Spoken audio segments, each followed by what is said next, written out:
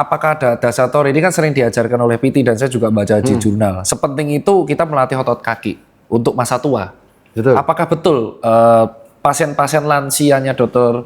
Lutfi itu kan mengalami patah di kolong femur. Apakah jika kita melatih quadriceps dan hamstring dan glutes dari muda, apakah itu berpengaruh untuk mengurangi resiko patah panggul dan femur, Dok? Berpengaruh banget. Oh, bisa diterangkan nggak, Dok, kalau dari ortopedik? Jadi kalau apa namanya, pasien itu kalau ke orto usia lanjut, pertanyaannya biasanya gini.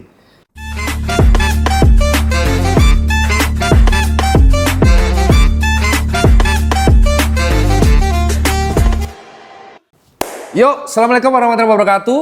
Kembali lagi bersama saya dengan Tirta Citat.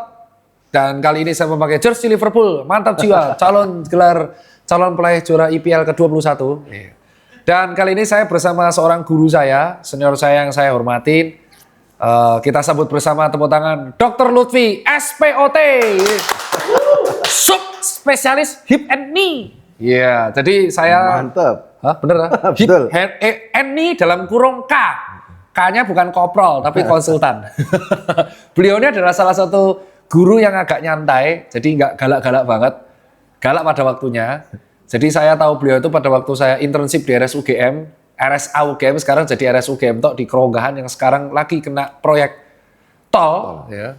Tapi aman pelayanannya. Dan beliau saat itu lagi pendidikan konsultan, saya jaga IGD. Sekarang gimana kabarnya, Dok? Alhamdulillah baik, terima kasih. Saat itu sudah subspesialis belum? 2017, 16, 17 aku lagi sekolah konsultan. Konsultan hip and knee. Hip and knee. Nah. Saiki bahasa Indonesia, panggul dan lutut. Enak hip and knee ya, Dok. Panggul dan lutut itu kayak kurang menjual ya. Iya, kurang menjual ya. Titelnya itu panggul dan lutut. Nah, langsung to the point, Dok. Dokter itu mengambil jurusan ortopedik dan akhirnya ke hip and knee itu memang karena passion di situ atau memang karena marketnya banyak di situ atau gimana? Soalnya kan rata-rata orang ngambilnya spine.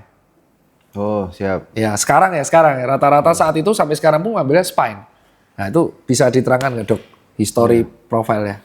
Nah, cerita dari awal tuh pas lulus dokter aku lulus pas selesai gempa. Jogja waktu itu gempa 2006, gempa Bantul itu. Aku lulus. Nah, terus aku ikut di tim itu mengerjakan pemulihan pasca gempa. Jadi lulus langsung kerja? Kerja, lulus dokter itu kan pas gempa-gempa itu. Nah, selesai itu kan terus aku kerja, aku nggak jago gede. Aku jadi manajer NGO. Dia. Jadi kerjanya NGO ngurusi pasien yang mengalami cedera pasca gempa. Nah, waktu itu kan sebagian kasus itu isinya ortopedi. Dulu itu persiapannya Merapi mau meletus, tapi ternyata Gempa. di selatan gempa, di Bantul gempa, dan pasiennya ortopedi banyak yang nggak siap, dan ternyata waktu itu banyak rumah sakit luar negeri yang bikin rumah sakit tenda di Jogja. Nah, saya pas lulus pas itu bantu, ternyata dokter ortopedi di Indonesia ini masih dikit banget. Jadi makanya banyak dari luar Indonesia ke sini bikin rumah sakit tenda. Nah repotnya pada waktu itu selesai masa akutnya ditinggal sama rumah sakit. Itu dititipkan ke pasien-pasien yang masih nanggung perawatan, yang masih ada pin-pinnya itu tuh enggak ada yang ngerumat. Akhirnya saya ngerumat merujuk ke rumah sakit yang ada ortopedinya. Lah ternyata Indonesia itu isih dikit banget gitu, di Jogja terutama waktu itu ya. Jadi ya terus tertarik ke sana. Akhirnya belajar lagi ortopedi. Jadi lihat yang apa ya, yang menggugah itu nih aku pas gempa gitu. Jadi akhirnya daftar ortopedi.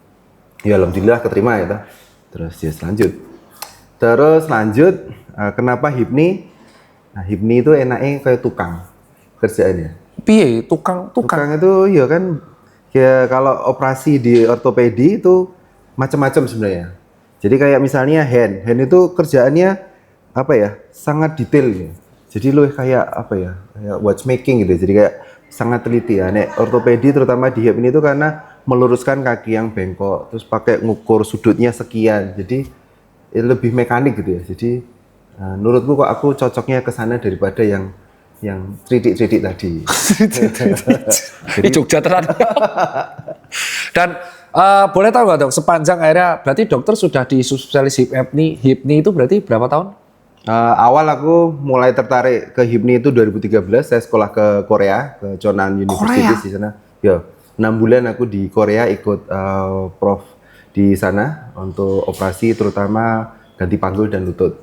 Terus lanjut di sini sekolah selesai 2017. Nah, selama 8 tahun HIPNI itu pasien yang datang ke RSUGM rata-rata patah tulang, lansia atau cedera otot atau gimana? Terutama lutut tuh dok, bisa disering ya? Sekarang mulai berkembang gitu ya. Jadi pasien itu dulu ortopedi itu pintu masuknya lebih banyak di UGD. Jadi pasien cedera, kecelakaan, ketabrak gitu-gitu. Pokoknya cederanya pintu UGD. Nah mulai sekarang ini kita sudah mulai geser nih trennya. Jadi pasien yang datang itu pasien-pasien yang bukan cedera baru gitu ya, bukan pasien cedera langsung ke UGD tapi cedera olahraga. Biasanya kan cedera olahraga itu datang awal ke UGD seringkali kalau cedera ligamen kan di UGD di ronsen. Nah, di ronsen tuh kadang nggak kelihatan toh. Nggak kelihatan? Nggak kelihatan, ligamennya nggak ketok, masih bengkak, diperiksa nggak bisa. Akhirnya balik lagi ke poli. Nah, jadi sekarang kita mulai bergeser, pasien itu yang saya operasi lebih banyak pasien dari poli. UGD sudah sedikit. UGD kalau saya yang masih sering saya kelola, terutama patah tulang, tapi patah tulang pada pasien sepuh, pasien usia lanjut. Oh lansia?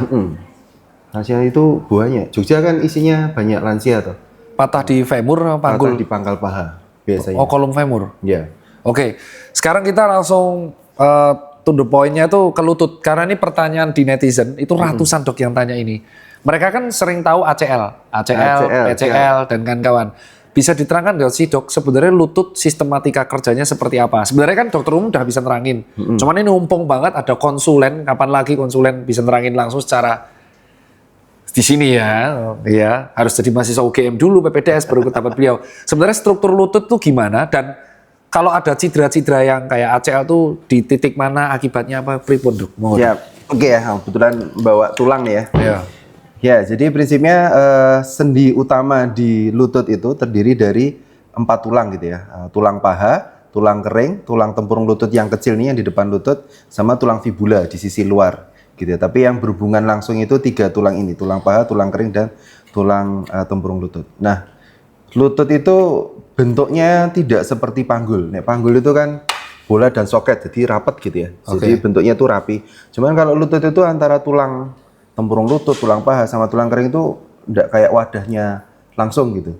Nah, mereka itu supaya bisa bekerja dengan baik butuh ligamen yang bagus. Gitu. Ya, bedanya nek sama panggul karena bentuknya bola gitu ya, sama mangkok, jadi ligamen itu perannya tidak sepenting di lutut. Karena ini sendinya ini sudah stabil. Tapi nek lutut, nah ini nek tidak ada ligamen satu, ya dia menjadi tidak stabil, goyang. Jadi nah, ligamen itu tuh punya peran masing-masing ya. Ada ligamen 4 ligamen utama gitu ya. Di tengah itu yang paling terkenal kayaknya ACL ya. Anterior cruciate ligament. Cruciate itu tadinya crucifix. Crucifix itu silang gitu ya. Karena ada 2, anterior sama posterior. Nah, tugasnya itu kalau dia gerak nekuk sama lurus gini, ini enggak boleh maju mundur. Jadi kencangnya podo terus. Selalu kencang gitu ya. Jadi kalau nekuk ya tetap kencang, lurus ya kencang. Jadi nek lari selama gerakan dari lurus sampai nekuk itu dia selalu stabil. Nah, terus ada 2 ligamen yang di sisi luar, MCL sama LCL. Nah, ini supaya kakinya enggak bengkok, X apa O gitu. Jadi supaya enggak kocak kiri kanan. Nah, ini semua harus bareng gitu kerjanya. Itu kurang lebih. Nah, PCL ya. PCL tuh di belakang, ACL itu di depan gitu. Nah, ACL itu salah satu cedera lutut yang paling sering, yang paling terkenal gitu ya. Karena ini sering sekali terjadi di atlet gitu. Biasanya gerakannya pivoting. Jadi dia mendarat, kakinya menumpuk, sikilnya muter. Kakinya muter. Nah, jadi ligamennya ini ke-stretch, akhirnya putus. Nah, biasanya pasien yang mengalami cedera ACL itu saat kejadian kroso karena bunyi. Ada popping, cetak gitu, jadi kerosol. Jadi biasanya salah satu pertanyaan kalau kita ketemu pasien, kemarin pas cedera lututnya bunyi nggak ada yang cetak kayak pedot? Oh iya dok, tarik pas ada yang pedot. Gitu. Kalau suwek tok bi? Nah, tergantung force-nya gitu ya. Ya. Jadi tergantung force-nya, lah, seberapa besar force-nya dia untuk bisa menyobek ACL-nya tadi. Nah, nek cederanya nanggung, ya dia hanya partial tear. Makanya ada istilah partial tear itu kan robek tapi tidak putus total gitu ya. Nah itu biasanya dites goyangnya mulai goyang tapi masih ada mandek berhentinya. Jadi lutut itu kalau putus itu digoyang kayak nggak ada berhentinya karena sudah jadi ada kayak oglak gitu ya. Benar-benar oglak ya. Tapi kalau putus bagian oglak tapi mandek. Jedeknya gitu. Nah ini kalau ACL-nya putus total biasanya nggak kerasa. Masalahnya kalau cedera ACL itu sulit dievaluasi pada saat kejadiannya akut. Jadi kalau habis basket misalnya jatuh cedera terus ke UGD masih angel diperiksa karena dicek goyang susah karena masih bengkak. Bengkak banget. Bengkak kan iya karena pembuluh darahnya kan lumayan. Jadi biasanya bengkaknya juga masih lumayan terus ototnya guarding karena nek sakit kan cenderung ngecenceng toh. Ya ngecenceng benar. Nah, jadi nek pas ngecenceng dicek kedua atau tidak susah. Makanya biasanya kalau ke UGD di ronsen, oh aman gitu. Terus udah enggak apa-apa ini udah lanjut latihan lagi, ternyata kok enggak enak terus. Akhirnya kok tetap enggak bisa balik nih performanya. Nah, setelah dicek akhirnya ada yang goyang. Gitu ya. Jadi makanya buat teman-teman kalau ke UGD biasanya yang dipastikan di UGD itu tidak ada cedera yang sangat membahayakan saat itu. Makanya di ronsen gitu ya. Karena ronsen itu mau lihat ada patah tulangnya atau tidak. Kalau nggak ada ya udah suruh pulang ke poli. Kan nggak ada yang danger toh. Bisa dikerjakan kan nanti di poli. Tapi nek patah tulang kan harus digips kah atau sampai operasi kah. Jadi sesuatu yang sifatnya memang harus segera tindakan. Tapi bukan berarti aman 100%. Nah, gitu. kalau misalkan di atlet itu kan sampai ACL mereka sampai ngerang ya dok ya. Putus tuh sampai ngerang, terus nggak bisa digerakin. Sebenarnya ketika ACL putus pada waktu akut dan kronis, itu pembedanya apa? Kenapa yang akut rata-rata nggak bisa gerak? Sementara yang kronis kan kayaknya kalau kata teman-teman ortopedik ya, yang seangkatanku, kalau putus dia masih gerak tapi oglak. Pripun iku dok? Atau ada penjelasan lain? Ya, intinya Ini ACL dulu ya dok ya? Soalnya masih banyak yang pengen kutanya ini. Ya, sebenarnya pada saat kejadian biasanya kan force-nya cukup besar gitu ya. Jadi misalnya lompat, mendarat, kakinya nggak pas, bengkok, cetek, putus. Ya putus. Nah putus itu biasanya kalau di MRI itu akan ada kelihatan namanya kissing lesion. Kissing lesion itu ada bengkak di tulang kering bagian belakang dan tulang paha bagian depan. Artinya apa? Tulangnya itu sempat maju ke depan, gitu ya, maju, terus tulangnya ini nabrak tulang pahanya. Jadi force-nya itu gede banget gitu. Jadi memang tulang itu sampai geser ke depan, terus kembalinya dia nabrak kembali lagi. Nah itu nek di MRI kelihatan ada bengkak di dalam tulangnya. Jadi ada tanda tidak langsung di MRI itu. Gitu. Nek di ronsen nggak kelihatan biasanya. Ronsen nggak kelihatan. Biasa. Dan ketika digerakin kalau akut nggak. Nah kalau karena force-nya tadi cukup besar, kan yang cedera nggak cuma ACL-nya nih, tulangnya pun bengkak. Hematomnya juga, darahnya juga banyak di dalam sendi. Jadi kan ya mangar-mangar gitu. Artinya cederanya kan nggak cuma di ACL-nya saja gitu. Jadi struktur yang lain cedera, makanya biasanya masih sakit sekali, masih bengkak, jalan masih pincang. Tapi seiring waktu, cedera-cedera yang lain kan sudah mulai tenang, nah tinggal ACL-nya saja. Jadi kadang-kala pasien ACL itu nggak ngerasa sakit. Cuman kalau dipakai olahraga, dia ngerasa kakinya tidak pas gitu. Oglak itu tadi. Nah, solusi buat grade ACL tear tuh apa aja dok? Kalau boleh. Kapan harus dioperasi, kapan harus treatment, nah terus kalau cuman parsial diapa ke? Masuk tumbuh dewe? Ya sampai sekarang konsepnya ACL itu kalau putus dianggap sulit untuk bisa tumbuh kembali seperti semula. Karena ACL itu posisinya satu di bawah, satu di atas ini toh. Nah nek putus kan dia turun ke bawah. Betul. Nah kan nek mau nyambung ya dia nyambung sak-sae toh. Di setiap titik yang nggak bisa dia kembali lagi ke titik awalnya. Makanya kadang di MRI tetap kelihatan ada ACL-nya, tapi kalau posisinya tidak pas ya dia tetap tidak stabil. Nah, gradingnya itu mulai grade 1 sampai grade 3 biasanya. Nah, grade 3 itu putus total gitu ya. Ya tergantung fungsinya. Kalau ditanya apakah nek ACL ruptur itu harus operasi? Ya sebenarnya tidak. Jadi kalau saya sih nanti tergantung pemulihannya dan demand dari pasiennya. Jadi mungkin ACL ortopedi itu banyak sekali termasuk ACL ya. Itu yang pilihan terapinya itu tergantung pasiennya. Pasiennya atlet atau bukan? Atlet, let's say. Ya, atlet profesional ya kan semuanya harus cepat gitu ya. Ya kita harus tembaknya maksimal. Tapi kalau misalnya targetnya yang penting saya bisa jalan, saya bisa sholat. Ya kita fisioterapi, pasiennya tidak ada masalah. Ya kalau sudah sesuai dengan kebutuhan pasiennya, ya kan tidak harus dioperasi kan. Kalau lari? Nah, kalau Lari lari, tapi rekreasional misal. kan, Putusnya karena basket, tapi dia pengen masih bisa lari. kalau targetnya olahraga masih aktif, nah ACL itu fungsinya kan untuk menjaga kestabilan gitu ya. Nah, lutut itu tuh bekerjanya tidak stabil. Salah satu efek jangka panjangnya dia lebih cepat aus. Nah, jadi kayak gampangnya kayak ban mobil, shock breakernya rusak, dipakai ya tetap bisa toh. Benar iso. Nah, tapi nek dipakai terus apa meneh dipakai balapan, nah bannya kan cepet Aus. rusak. Nah, ini kalau kejadiannya umurnya 20 tahun, dibiarkan, ya nanti umur 30 aja sudah kayak lutut umur Oh. 40-50 tahun. Jadi lebih cepat aus daripada sisi yang sehat. Kalau emang kalau nggak dioperasi dia nggak bisa tumbuh sendiri dok? Atau karena lack of vaskularisasi atau? Tumbuh pun kayak itu tadi, kalaupun dia tumbuh, dia sulit untuk bisa mencapai ketegangan aslinya. Oke. Jadi kalaupun nempel ya nempel sesukanya dia kan. Ya kan kayak itu karena posisinya ke atas, kalau putus kan dia pasti jatuh. Nah, dia nempel sukanya kan tetap goyang. Namanya ada remnannya gitu. Ya itu tadi tergantung pasiennya. Kalau pasiennya merasa masih cukup stabil untuk aktivitas yang dia butuhkan tidak ada masalah, dari saya sih biasanya tidak harus operasi. Biasanya indikasi operasi ya kalau secara fungsi, utamanya sih kalau aku fungsi. Nah, fungsinya lutut itu tidak bisa memenuhi kebutuhan pasiennya tanpa operasi ya saya operasi. Oh berarti makanya sering ditanya ya kembali ke pasien, kamu cari uang pakai lutut nggak? Nah kalau misal dioperasi ACL tuh kayak apa sih dok? Biar teman-teman tahu kalau ini yang lakuin berarti dokter toh? Iya. Kalau operasi sering operasi ACL? Sering, banyak. Wah banyak. di piye gitu dok? Boleh diperagain nggak? Sebenarnya dioperasi dijahit atau? Ya, jadi ACL itu sekarang konsepnya adalah direkonstruksi. Direkonstruksi itu diganti. Diganti. Heeh. Nah, diganti itu dengan apa? Pilihannya ada beberapa tendon yang dipakai untuk mengganti ACL. Biasanya yang kita pakai hamstring. Jadi ngambil otot dari kalau ada ngeraba di belakang lututnya ada, yang kandel itu, Kandel, ada kayak pitanya itu. Nah, itu ada beberapa yang kita ambil nanti untuk mengganti ACL-nya.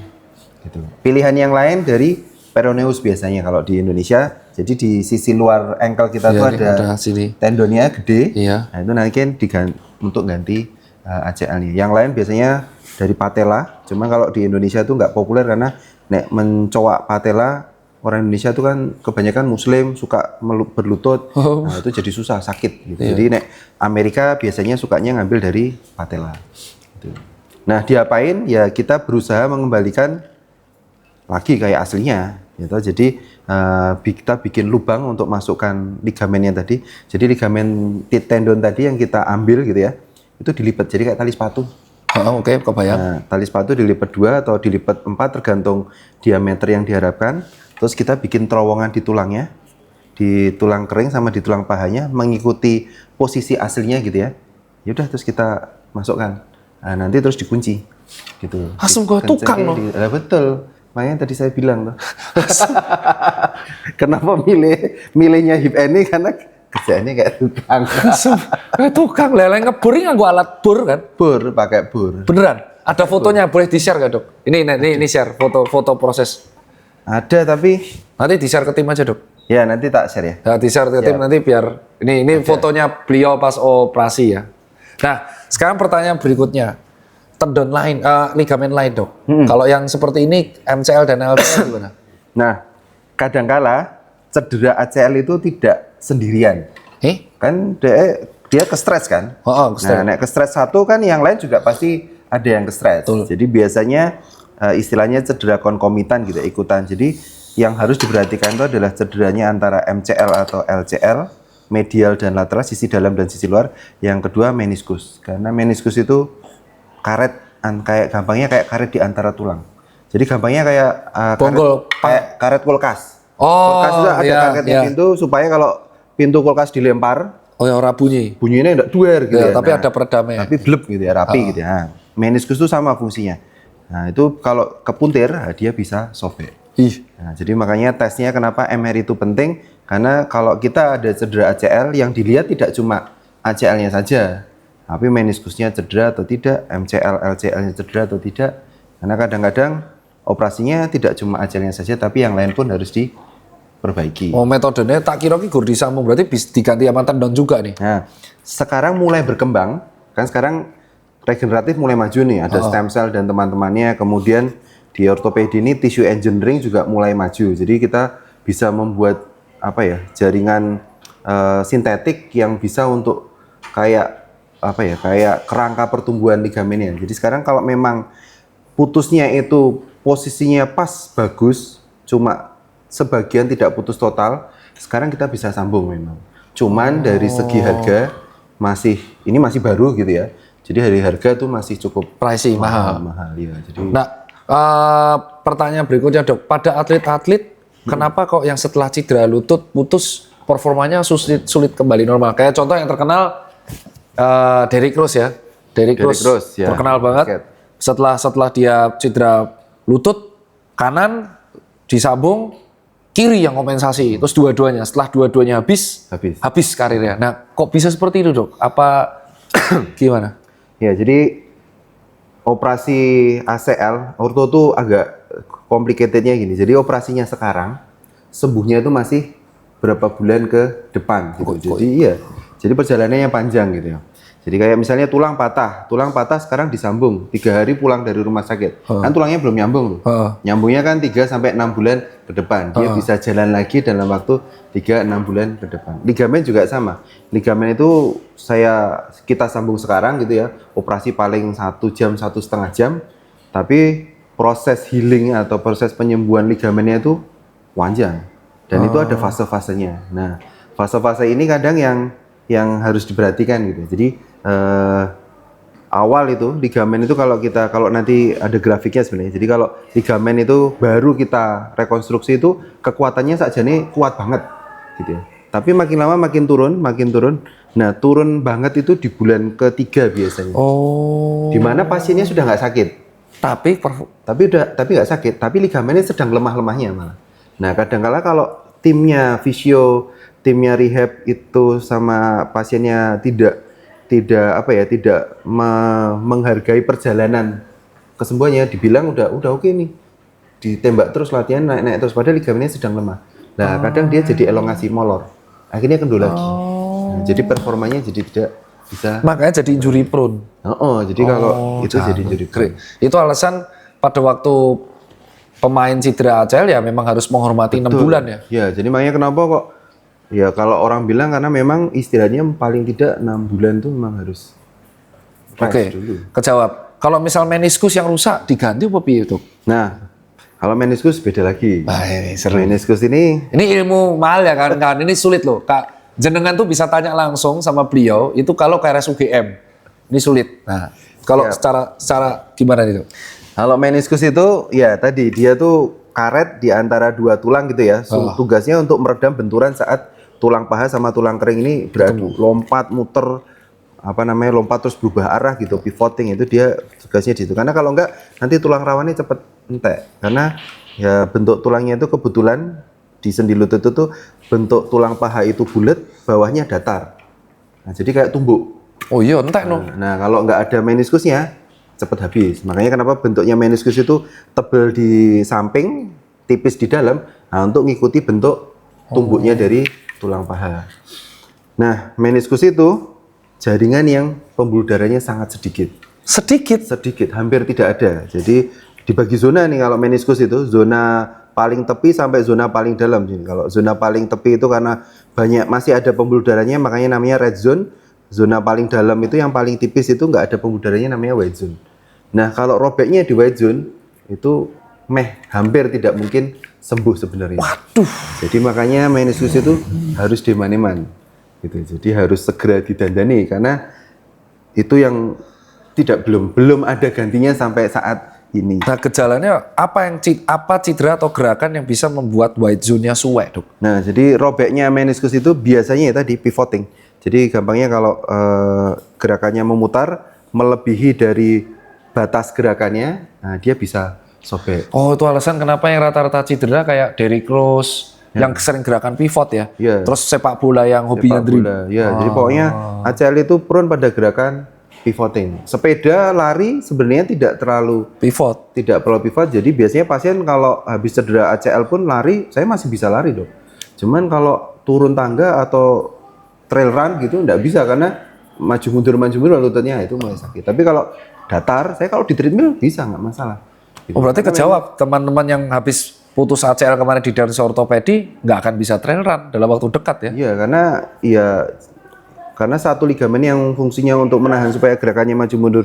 Kalau turun tuh kan gerakan lututnya lebih kompleks gitu ya. Iya kompleks. Nah, itu ACL-nya punya peran penting di situ. Kalau trail run ACL-nya putus ya resiko cederanya lebih tinggi.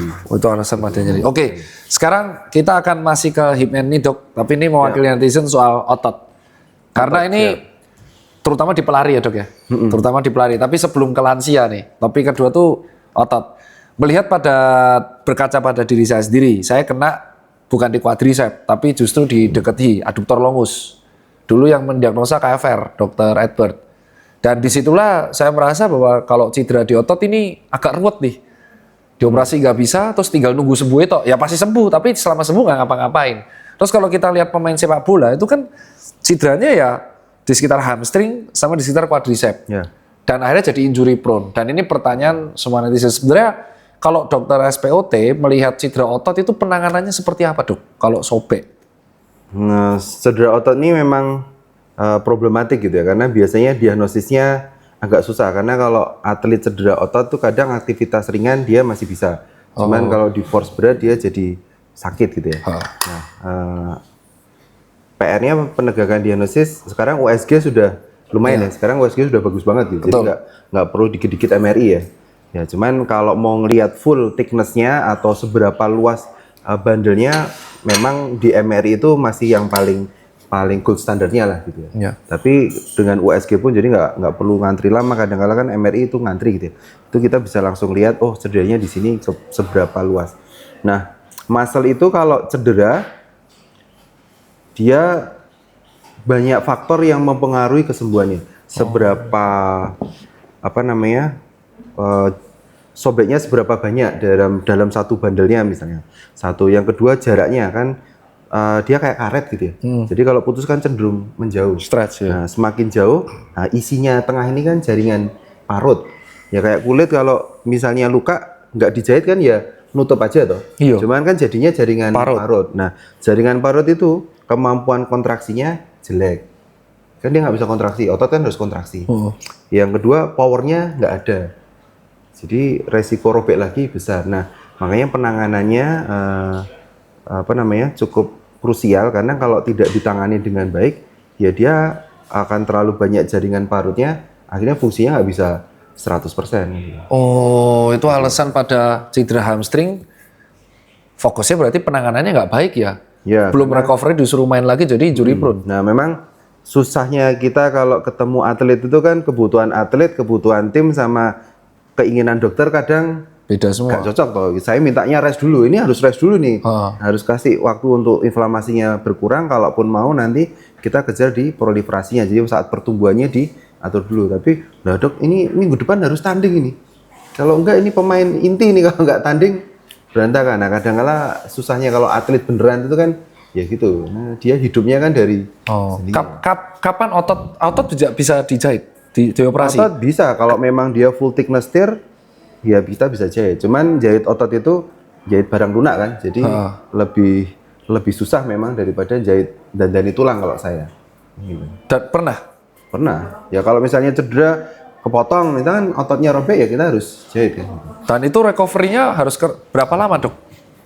Recovery-nya juga cukup lama. Orto tuh cedera muskuloskeletal tuh nggak enaknya gitu ya, jadi harus perjalanannya agak panjang, mungkin sekitar 3-6 bulan sama untuk ya tergantung sebesar apa sih tirnya. Kemarin saya tuh grade 2, didiagnosanya lihat USG, memang kelihatan grade 2, belum ke paru itu. Itu sebulan ya dok? Sebulan aja masih lari nyeri-nyeri. Iya. 2 bulan baru bebas nyeri. Jadi biasanya fasenya itu kita kalau membagi proses penyembuhan tuh ada yang bilang 3-4 fase gitu. Pertama fase inflamasi, jadi sakit-sakitnya itu robek itu kan terus ada perdarahan di situ, kemudian ada radang di situ. Biasanya fase itu 3-5 hari gitu. Habis itu fasenya mulai perbaikan, istilahnya proliferasi, diperbaiki jaringannya gitu. Nah, awalnya kan jaringannya masih muda.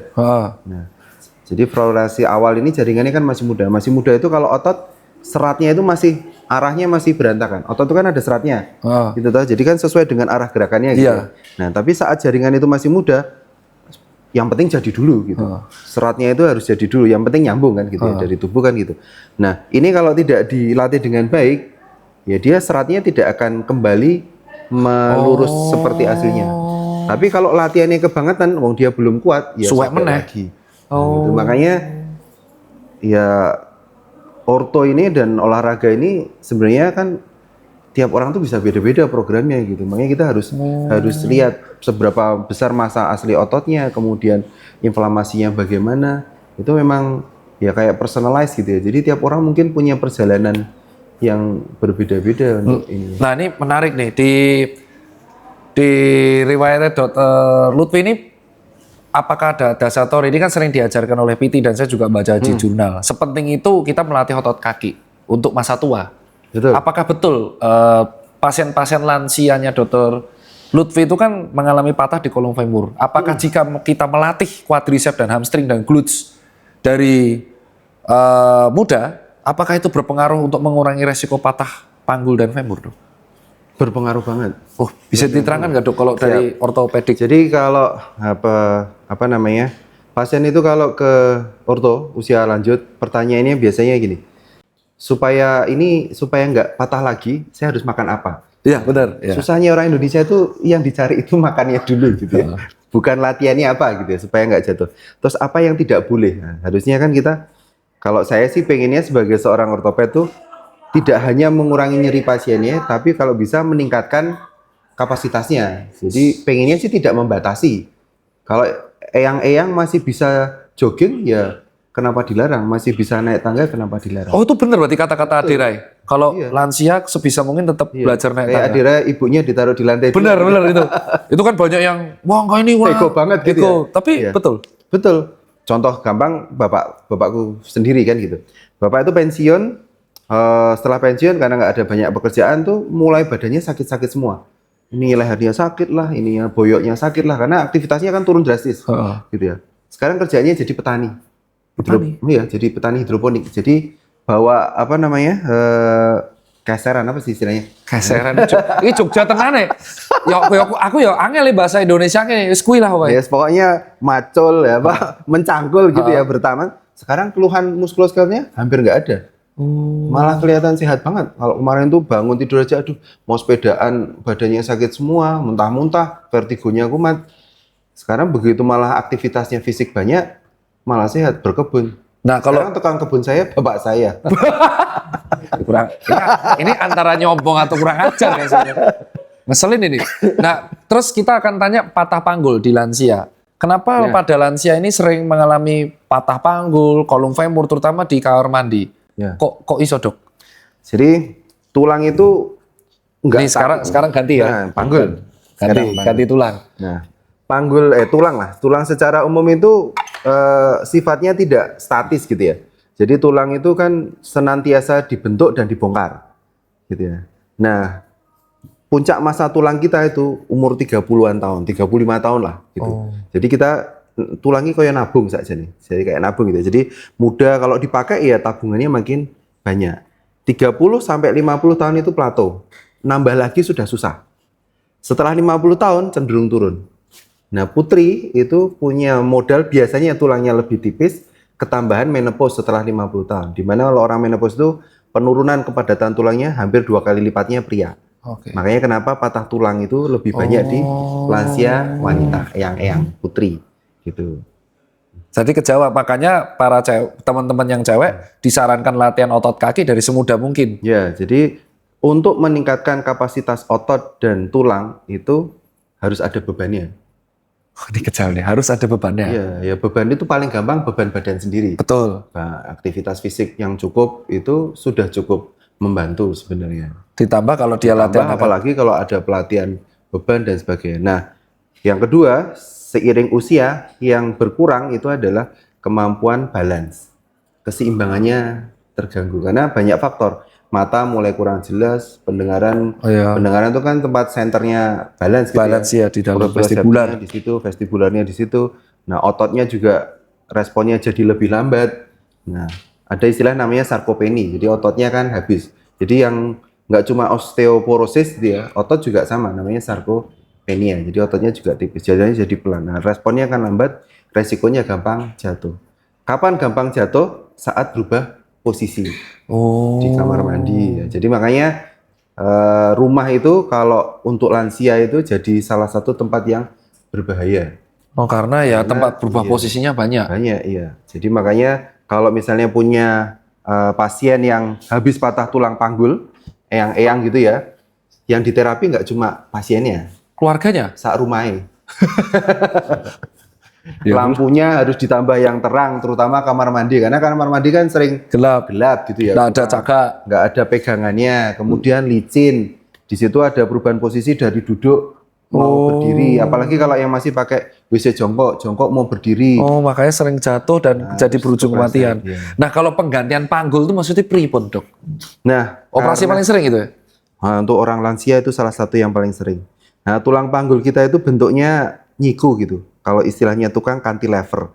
Jadi cantilever itu kan Sebetulnya itu kan arsitek, Dok, sama sipil. jadi prinsipnya karena dia itu belok gitu ya. Ya kita kalau megang beban lurus kan enteng. Tapi kalau kita megang gini kan enteng. Tapi kalau megang gini kan Jadi rasanya berat. Jadi abot. Nah, stres di sini itu paling besar. Makanya kenapa kalau kepleset tuh patahnya di sini, bukan di tengah sini, tapi di sini karena ini belok kan gitu. Arahnya bebannya pusatnya di sini, ada tuas ke samping terus ke sini lagi. Jadi stresnya itu tinggi. Jadi kayak ada atap terus diencot di sininya kan ya. Bautnya di sini kan bisa tugel kan gitu. Nah, makanya kenapa kok mudah patahnya di sini, karena memang ini stresnya di sini tuh cukup tinggi. Dan kalau patah diganti sama apa, Dok? Nah, kalau patah karena kebetulan di daerah sini itu pembuluh darahnya sedikit, darahnya kan hanya dari sisi tulang, karena di sini sendi kan pembuluh darahnya sedikit. Nah, kalaupun disambung, kalau usia lanjut biasanya tidak akan nyambung. Jadi daripada operasi 2 kali kan gitu. Nah, itu biasanya langsung diganti. Gitu. Karena kalau diganti bisa segera dilatih. Digantinya jangan bilang kayak bonggol pada mobil yang bahannya itu. Bahannya metal. Beneran. Berarti nek mlebu ekstrim muni dong. Kalau masuk bandara bisa bunyi, tergantung material sih. Tergantung material sebagai tukang. Berarti lek operasi bener-bener tang-tong. Betul lah, ya alatnya alat tukang. Yo lebih mahal punya aku sih alatnya daripada alat tukang. Tapi ya sama, ada bor, ada screwdriver, ada palu, ada geraji. Wih tenan. Bukan kayak bahan ceng-cengan. Tak kira jokes itu, ortopedi jokes, ternyata beneran. Nah, terus ini Dok, pertanyaan paling seringnya itu adalah mengenai osteoartritis. Betul. Oke, itu masih ranahnya Pak Dokter ya? Masih. Nah, ini mitos atau fakta, Dok? Kalau kita terlalu sering berlari, peningkatan osteoartritis itu meningkat, atau sebenarnya itu mitos yang diada-adakan, atau bisa dijelaskan osteoartritis itu pripun? Kan ini banyak pertanyaan netizen itu mitos atau fakta. Sebenarnya kalau kita jangan lari-lari sering-sering, nanti tuanya OA. Atau sebenarnya OA itu disebabkan oleh apa sih, Dok? Dok? Ya, jadi kalau ditanya osteoartritis itu, ya ini suka keliru ya, osteoartritis sama osteoporosis. Nah, osteoporosis, poros itu berongga, itu tulang kropos gitu ya. Tapi kalau osteoartritis itu pengapuran kalau bahasa Indonesia. Jadi permukaan sendi kita itu berubah, yang harusnya ada lapisannya pelindungnya yang licin, lama-lama makin habis. Gitu. Nah, banyak faktor sebenarnya. Faktor paling utama sebenarnya seiring usia memang sendi kita makin lama akan makin aus. Cuman ya kayak ban mobil lagi, contoh nih paling gampang itu. Ban mobil itu kalau chamfernya balance gitu ya, kan awet Pak. Awet. Tapi kalau miring, ya awet. Nah, makan dalam atau makan luar gitu. Benar. Atau kalau bebannya berat ya makin cepat aus. Nah, jadi banyak faktor ya. Jadi kenapa kenapa setelah usia tua? Ya karena kalau misalnya kakinya alignmentnya memang ada miringnya, ya seiring makin lama makin aus kan begitu. Ya kayak sepatu kan juga gitu. Sol itu kan teorinya sol itu habisnya ratanya sama kan gitu kan. Nah, itu kan akal awet. Tapi kan ada bentuk-bentuk kaki yang ambles pronasi, ada yang supinasi, ada yang flat foot. Jadi habisnya kan berbagai macam bentuk. Kayak bener-bener kayak mobil yo. Betul, kaki-kaki. Berarti bisa jadi orang obesitas atau overweight resiko OA-nya lebih tinggi tuh. Ya, jadi salah satu faktor resiko yang sendi yang paling sering OA itu adalah sendi yang menahan berat badan. Lutut, panggul, sama spine.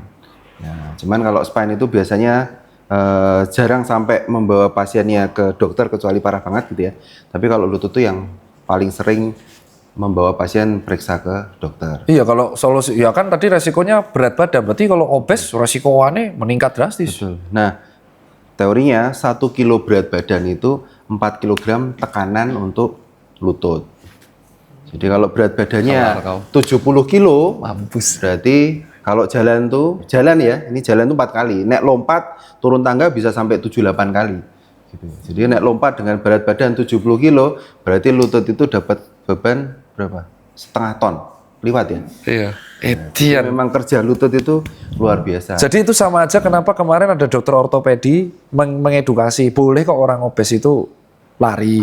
Iya. Cuman disarankan mengurangi BB dulu agar lututnya aman. Karena kamu nggak mau kan pas masa tua lututmu bantalannya habis. Itu karena edukasi itu ya. Ya ini lingkaran setan ya toh. Jadi berat badan naik, lutut sakit, ini mana duluan kan? Telur sama ayam toh. Betul. Nek berat badannya ndak dikurangi ya lututnya sakit. Nek lututnya sakit, nggak bisa olahraga, berat badannya ya naik. Jadi memang jadi memang ya kalau bisa sih jangan berlebih sejak awal loh ya.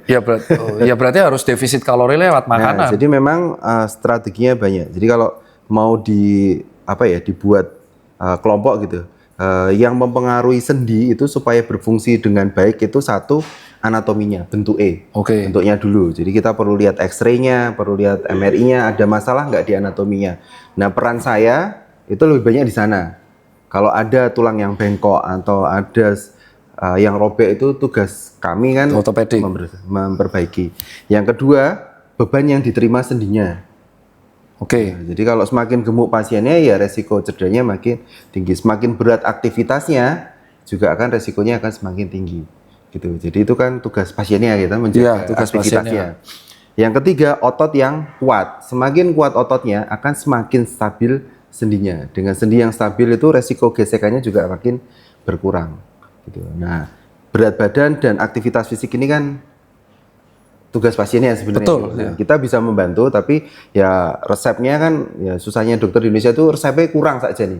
Kita tuh tidak ada exercise prescription. Jadi resepnya dokter Indonesia itu cuma obat. Tuh, paracetamol 3 kali 500, N-aceclofenac 2 kali 50. Tapi nggak ada. Ibu kan ya berdiri duduk 50 kali sehari. Ibu jalan ya 30 menit sehari. Pernah dengar? Nggak ada kan? Nggak pernah. Padahal itu harusnya dikerjakan. Itu PR-nya. Dokter Indonesia itu masih kurang menghargai. Tapi kan jenengan ngelakuin itu di RSUGM. Sering saya lihat di medsos. Ya, makanya temannya kan sama KFR. Benar, temannya sama KFR. FPKO gitu. Ya, saya juga belajar untuk jadi trainer buat orang sepuh untuk melihat latihan apa sih yang bisa. Trainer maksudnya sekolah APKI. Ini, iya, aku ikut sertifikasi. Dokter SPOT, spesialis, ikut jadi PT. Ya, kemarin ikut workshop ini untuk APKI. Buat belajar untuk bikin ini, exercise training buat usia lanjut.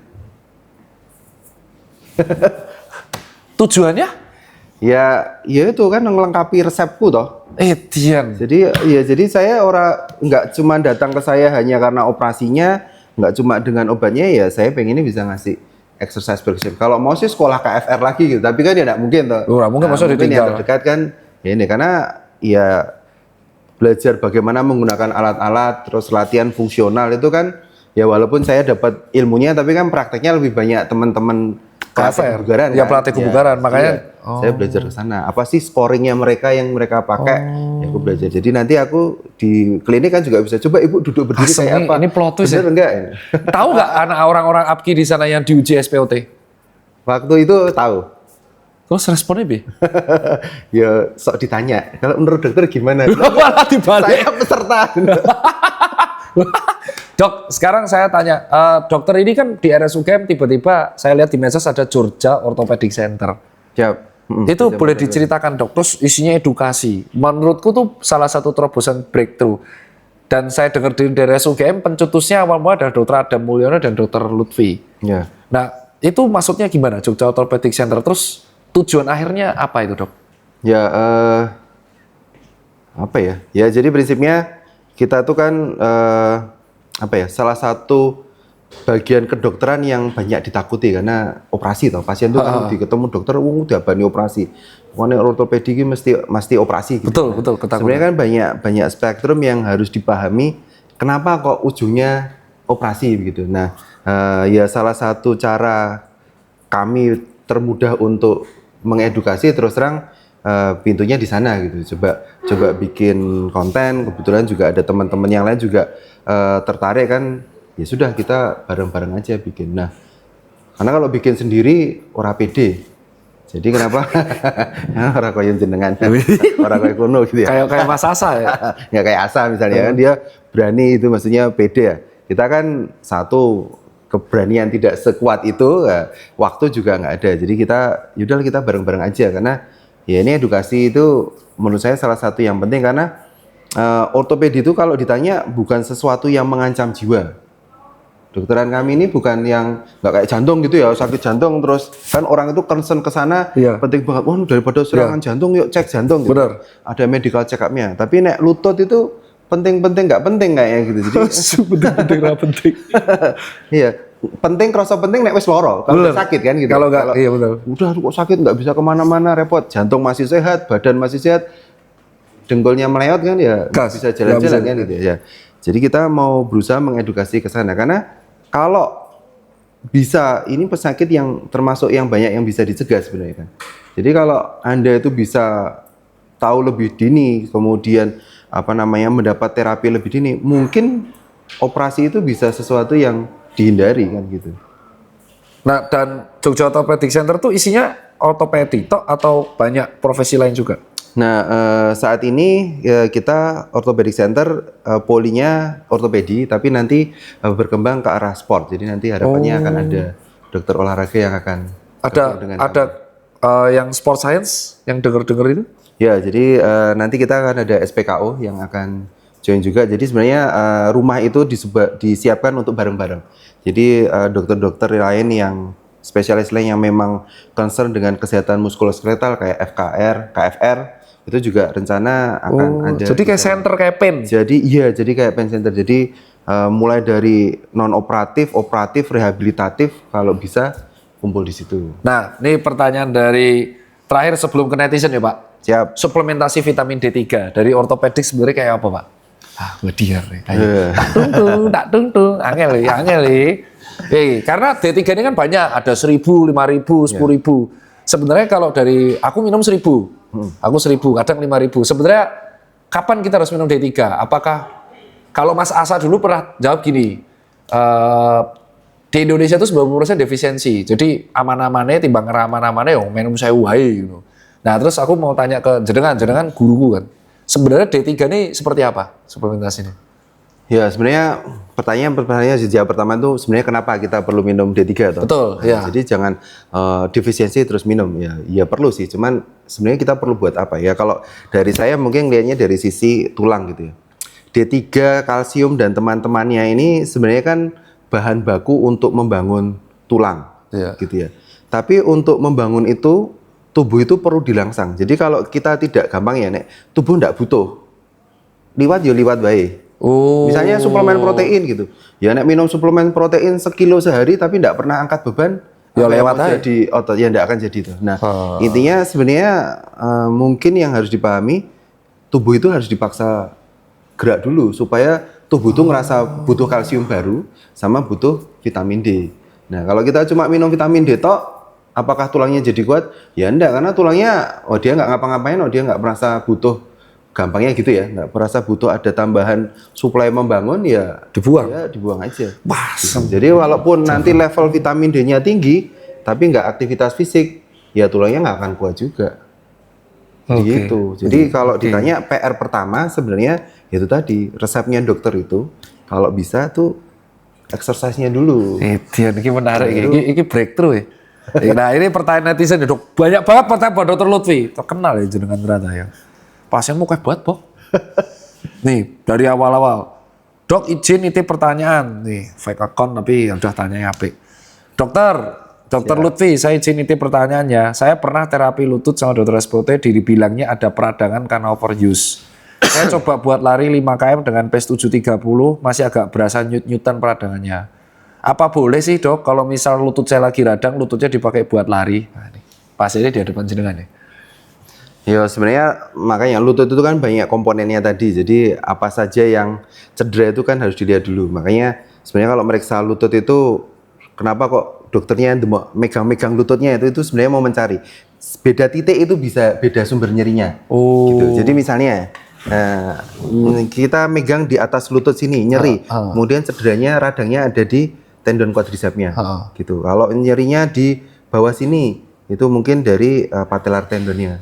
Kalau misalnya di sisi medial atau lateralnya, di lateral biasanya itu mungkin tempurung lututnya ini tidak terlalu center, gitu. Karena kaki kita itu kan sebenarnya agak X gitu ya. Nah kan ini ada gaya resultannya gitu. Jadi kalau gaya ke atas dan gaya ke bawah itu kan pasti resultannya ke kayak fisika yo. Betul, tukang itu tadi toh. Gitu. Jadi kalau tempurung lututnya itu enggak pas dan Anda lari, ini kegesek-gesek. Nah, itu akan makin radang. Nah kita kalau jalan nggak sakit dok, tapi kalau nekuknya banyak lari makin sakit. Ya karena kalau kita jalan biasa ini longgar, tapi kalau kita nekuk, ini saya kenceng. Oh iya benar. Gesekannya makin banyak, makanya sering nyerinya di sekitar lututnya itu biasanya. Nah biasanya perlu entah ada ronsen atau ya itu tadi kita tuh perlu image gitu ya untuk memperkirakan kira-kira gangguannya di mana. Nah jadi sama-sama pelari, sama-sama lututnya sakit, itu source atau sumber sakitnya bisa berbeda-beda. Dan dari pemeriksaan itu bisa ditentukan dia bisa lari apa enggak? Iya, jadi nanti kita lihat apa nih problemnya, kan gitu. Kalau memang problemnya di patellofemoral, nanti paling gampang ya melatih otot-otot paha dalam supaya gampangnya sedikit narik tempurungnya supaya yang dalam. Nih, aduktor longus nih. Kan ini otot-otot yang jarang dilatih kan. Iya, latihannya angel soalnya kudu sungu. Latihannya kan susah. Jadi ya tergantung sakitnya sebenarnya. Berarti bener-bener sebenarnya rumah sakit harus ada gym no RSUGM. Betul, ya. Mohon doanya ya. Dok, ini pertanyaannya ini ada orang bandel sebenarnya. Tapi aku butuh Pak Dr. Lutfi yang tanya karena ini terjadi di orang-orang seperti saya yang cedera aja masih nekat lari. Dan ini beneran. Namanya Ardi Pratama. Dok, saya sudah lama didiagnosa dokter ortopedi gejala robekan ACL. Tapi masih tidak perlu ada operasi. Seperti sama tadi persis yang diomongin Dr. Lutfi. Tapi saya masih nekat untuk mencoba trail run. Dan niatnya tahun depan mau nyoba full marathon di Jakim. Menurut dokter aman? Sebenarnya kalau ditanya atlet yang, saya lupa namanya. Sebenarnya atlet yang cedera ACL dan tetap bisa kompetitif itu ada. Jadi ACL itu kan satu komponen gitu ya. Jadi prinsipnya sebenarnya kayak kita bawa tandu 4 orang, yang satu lemah. Ya bukan berarti terus tandunya nggak bisa jalan dong. Tapi beban di ketiga orang tadi kan jadi lebih berat gitu. Betul. Sama. Jadi kalau ACL putus, ya tetap bisa aja nih lututnya mau dipakai kompetitif. Tapi kan beban di semua komponen yang lain itu menjadi lebih berat. Nah salah satu komponen yang gampang dilatih itu otot. Tulang kan susah. Tulang itu supaya kuat kan latihannya harus tahunan gitu ya. Ligamen apalagi. Nah kalau otot itu kan latihan sekian minggu bisa kuat gitu ya. Nah, salah satu komponen yang bisa dilatih untuk memperkuat lutut itu adalah ototnya. Jadi kalau makanya kalau pemain bola itu misalnya lututnya ACL-nya putus, dicek itu stabil aja. Mana ototnya gede-gede gitu ya. Jadi iki kok nggak iso ketoknya stabil. Tapi kalau buat main bola karena force-nya besar dia tetap sakit. Tapi kalau dicek kadang susah karena ototnya besar. Jadi otot yang bagus itu bisa menstabilkan sendinya. Ini semua gym laris, Bos. Sayangnya RSUGM tidak ada gym. Ini plot twist ya. Rumah sakit UGM itu belum ada gymnya. Padahal edukasinya dari tadi angkat beban. Jadi kejawab bisa-bisa aja asal dia strength training ya, angkat beban. Cuman ya itu tadi, kalau 3 harusnya disangga 4 orang cuma disangga 3, berarti kan stres yang diterima komponen yang lain kan makin berat. Ya itu tadi menurut pasiennya risknya sepadan atau tidak. Karena kalau atlet profesional hajar. Iyalah duitnya dari situ toh misalnya. Misalnya ada yang robek ya memang dia dari situ. Kalau misalnya saya operasi ya kalau atlet itu pemilihan strategi tindakannya itu kadang ya tergantung individual gitu. Kadang ya dihajar. Jadi kalau memang oke ini harus main ya udah kita siapkan untuk main, tapi nanti ruginya Anda mungkin akan cedera lain misalnya. Siap nggak dengan resikonya kan gitu. Kalau memang ya kalau profesional kan gitu ya. Jadi kalau ngasuh timnya ngamuk no kan. Oh iya bener. Tapi kalau Anda bukan seorang profesional di bidang itu, ya kalau Anda siap dengan resikonya, Ya nggak apa-apa. ya nggak apa-apa. Itu aja. Etienne. Nah sekarang ini dok. Wih, jawaban selanjutnya, Pak, lutut-lututmu toh kan gitu. Ya betul, lutut tuh. Ding, mungkin toh dokter Lutfi. Tego deh, wih. Dok, ini ada dua pertanyaan langsung. Pertanyaan yang pertama itu bagus. Dok, tanya tips and trik cara mengatasi ITBS pada lutut akibat larinya milesia tinggi. Oh, ITBS. Iya. Ya, ITBS itu sindrom. iliotibial band syndrome gitu ya. Ya, iliotibial band syndrome itu sebenarnya otot kita yang nempel panjang tuh. Ini. Dia dari pangkal paha sini, dari panggul malah ya, melewatin paha, berhentinya di tulang kering, jadi panjang di sini. Nah, di situ tuh panjang dan dia tuh bentuknya pita. Nah, di situ juga banyak jendolan-jendolannya. Nah, di sini ada tulangnya melebar toh, di tulang paha. Di atas di panggul juga ada jendolannya. Nah, itu nanti tergantung. Kalau memang kita lihat lokasi cederanya di mana, ya sebenarnya kan bisa diatasi. Sebenarnya kalau kita sih pengennya pasien itu kalau ada ITBS-nya, ya gimana caranya? Nek saya sih ngomongnya MPC mbuh piye carane gitu ya. Kusu mbuh piye carane MPC supaya bisa olahraga lagi kan gitu. Iya. Nah, problemnya apa nih? Di mana? Kalau memang dia ada impingement atau gesekan, ya bisa nggak kita mengurangi gesekannya? Nah, tergantung strateginya. Kalau memang masih bisa dengan stretching, kemudian misalnya kadang dengan tapping dibantu dengan teman-teman KO, SPKO atau KFR, ya sudah itu aja cukup. Tapi kalau ternyata memang sangat mengganggu sampai dia tidak bisa beraktivitas, mungkin ada yang perlu kita rilis, kita bebaskan atau jepitannya kita potong misalnya, ya kadang sampai dengan surgery. Oh, jadi itu pentingnya benar-benar sebenarnya tag timnya SPOT, SPKFR, SPKO fisioterapi itu semuanya kesatuan ya, center ya harusnya. Betul. Oke. Ini sekarang pertanyaan agak segmented ini dok. Saukan, boleh tanya nggak dokter Lutfi, gimana caranya benerin duck fit? Baru sadar saya tuh duck fit ya kalau video dalam form lari. Modern atau dok? Piye iki? Yo, Kit berarti ya? Ya kalau sekarang problemnya sebenarnya ada dua gitu. Satu form atau anatomi gitu ya. Kalau anatomi sudah dewasa, mengganggu performa atau tidak gitu. Rekreasional. Kalau tidak mengganggu performa, ya sebenarnya nggak perlu diapa-apain gitu ya. Artinya karena satu kalaupun mau dikoreksi, ya koreksinya kan cukup susah kalau di kaki itu. Nah, nanti kita ada teman nih di RSUGM nih yang calon foot and ankle, semoga ya. Ya itu kalau itu sih kalau memang tidak sampai mengganggu performa, menurut saya sih tidak harus diapa-apakan. Nah, kalau problemnya di fungsinya, ya kita perbaiki functionnya. Nanti kita kolaborasi sama teman-teman SPKR. KFR. Oh, jadi yang benar-benar diubah sudutnya itu ya kalau dok misalnya ya? apakah kakinya misalnya pronasi, supinasi, kan ya nggak terus harus operasi toh untuk bisa. Kan ya nggak apa-apa, boleh flat foot misalnya, mau lari boleh ya selama Itu sama aja dengan kaki O dan kaki X ya? Iya. Kalau Ya, misal nggak mengganggu ya nggak apa-apa, kalau Iya. mengganggu baru sama KFR.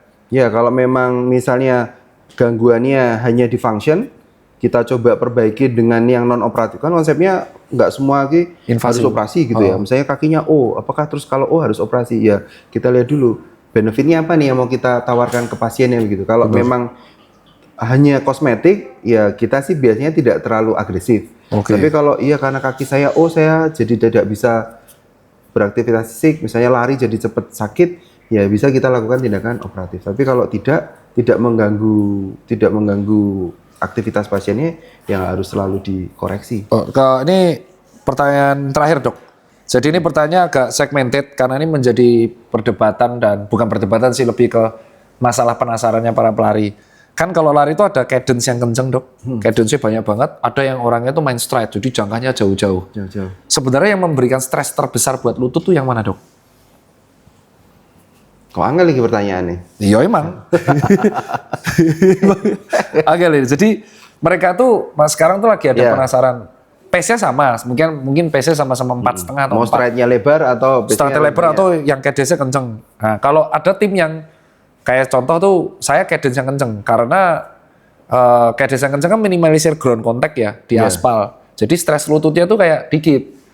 Tapi ada juga yang stride panjang karena dia femurnya genetiknya panjang banget. Jadi dia main stride sangat panjang. Nah, Dia bertanya, sebenarnya yang memberikan stres lutut di lutut lebih panjang tuh yang mana gitu? Ya, intinya semakin tinggi jarak semakin besar gaya yang masuk ke kakinya, gaya yang akan diteruskan ke lutut kan makin Kayak fisika besar. ya? Kayak fisika aja. Jadi misalnya makin jauh nih, makin jauh ya dia lompat makin jauh kan force-nya juga akan makin besar. Iya. Makin tinggi ngangkat kakinya, turunnya juga Makin besar. Lompatnya makin tinggi, mendaratnya juga makin besar. Tapi apakah terus kalau force besar itu tidak boleh? Ya tergantung lagi karena ya tadi kayak misalnya ada yang lari pakai midfoot, ada yang heel strike gitu ya. Jadi saya rasa sih semua itu akan kembali ke nggak ada aliran, kalau saya ya nggak ada aliran salah dan benar gitu. Tapi yang penting apa yang cocok dengan Anatomi si tubuh Anda, orangnya. gitu. Ini Ya, menarik nih. Ya jadi nggak kayak mazhab ya. Jadi Anda salah saya benar gitu Iya, ya. iya. Gaya saya gaya Anda. Yang penting kalau saya sih yang penting Anda nyaman. Nah beda lagi nanti kalau memang kita mau memaksimalkan nih. Misalnya atlet nih harus ngejar 100 meternya sekian detik gitu. Nah apa nih dari gaya larinya yang bisa kita perbaiki itu nanti ya akan setiap orang itu akan punya ceritanya sendiri-sendiri karena bentuk kakinya, panjang kakinya, bentuk panjang femurnya misalnya tadi, tibia sama femurnya panjang mana, core-nya sebagus apa itu akan berbeda-beda gitu. Bisa jadi mungkin dia femurku panjang, aku main straight panjang, maka power otot digede-gedein. Ya karena kalau dia pendek kikuk kan, jadi nggak enak mungkin, jadi nggak nyaman, ya kan nggak bisa lari gitu. Ya intinya nanti akan milih gitu. Kalau mau dicoba sih sebenarnya ya dicoba aja. Artinya silahkan mencari form terbaik menurut Anda. Jadi kalau aku sih juri terbaik itu sebenarnya tubuh Anda gitu. Ya, kalau Anda nyaman, ya itu diteruskan daripada ngikutin tertentu tapi setelah itu sakit, nggak nyaman ya. Sakit itu kan sebenarnya alarm tubuh. Ini tuh nggak sesuai dengan Anda atau ini sudah menyebabkan adanya gangguan gitu. Tapi kalau stride-nya Anda panjang tuh lebih nyaman daripada pendek-pendek, cadence-nya pendek-pendek ya. Tapi nyaman ya nggak apa-apa. Nggak apa-apa. Nah ini menarik nih. Ini pertanyaannya hampir 1 jam.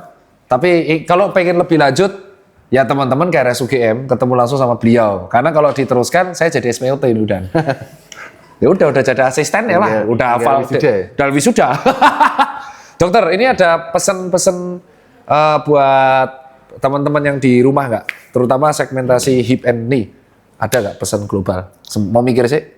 Apa ya? Sensei, jeda sih, mau mikir sih lah. Ini buat yang nonton nih, ini pasti potensi trending, apalagi penjelasan beliau hampir semua angkat beban. Udah kelar semua gym. Hah? Ya kan, namanya orang pinter kalau jadi guru jelasin nggak mau dimengerti. Nek Furkon kan angel dimengerti. Leng ngomong susah banget Pak.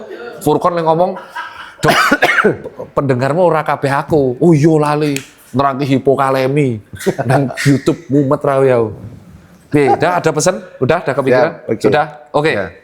Pak Dr. Lutfi, terima kasih atas kesempatannya dan ini sebelum ditutup ada pesan nggak buat teman-teman penonton di rumah nih? Ya, buat teman-teman nih sebenarnya satu gunakan sendi kita itu semaksimal mungkin, sebaik mungkin gitu. Jadi intinya dokter itu kan hanya salah satu faktor yang membantu Anda untuk beraktivitas dengan baik, tapi aktivitas itu tugasnya Anda masing-masing gitu. Jadi untuk mendapatkan hidup yang sehat, lutut yang sehat itu bukan berarti dieman-eman dan tidak dipakai, tapi bagaimana kita bisa menggunakannya secara bertanggung jawab. Nah, itu dia menjaga berat badan yang bertanggung jawab. Jadi sehat itu bukan tergantung kita dokter gitu ya, tapi tergantung teman-teman kita. Tugasnya itu bagaimana memaksimalkan tubuh Anda supaya Anda bisa hidup lebih enak, lebih sehat, lebih nyaman. Mungkin gitu ya. Itu kalau dari saya, Dr. Lutfi. Dr. Lutfi ini sibuk hari ini berapa operasi, Dok? Hari ini agak slow. Poli ya? Banyak rapat. Nanti malam udah operasi. Soalnya beliau ini jabatannya di RSUGM loh, dhuwur. Itu aja kalau dari saya. Makasih waktunya Dr. Lutfi. Siap, thank you. Salam itu aja. Saya Tirta. Saya Dr. Lutfi. Sampai jumpa di konten berikutnya episode 2. Dan buat karena ini episodenya panjang, teman-teman kalau mau request edukasi sama Dr. Lutfi atau Dr. Adam Mulyono, Dr. Adam to Spine, bisa tulis di kolom komentar ya. Nanti kita akan panggil salah satu dari beliau berdua lagi. See you. Assalamualaikum. Siap, dadah.